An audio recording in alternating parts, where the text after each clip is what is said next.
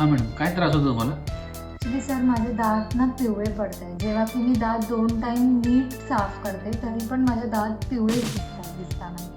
तुम्ही खूप चहा किंवा कॉफी किंवा सॉफ्ट ड्रिंक घेता का बरं? मला असं कशाचंच म्हणजे खायचं किंवा काही घ्यायचं सवय नाही. मोस्टली मी काहीच पदार्थाचं सेवन करत नाही, पण तरी माझे दात पिवळे दिसतात. आणि तुम्ही साफ कशाने करता, ब्रशनी की बोटाने? बोटाने. त्याच्यामुळेच होतं. हे बघा मॅडम, बोट आपले हे स्मूथ असतात. जर तुम्ही बोटाने जर साफ केले तर इथलंच फक्त क्लिअर होतं आणि हिरडीला थोडीशी मसाज मिळते. हां, तुम्ही हिरडीला मसाज करत असले तेव्हा योग्य आहे की इथे हिरडीला मसाज करतो आपण तेव्हा योग्य राहते कंडिशन. परंतु दात जर साफ करायचे असेल तर सॉफ्ट ब्रशेसनी असे करायला पाहिजे तुम्ही. त्याने तुमचा हा पिवळेपणा जाईल.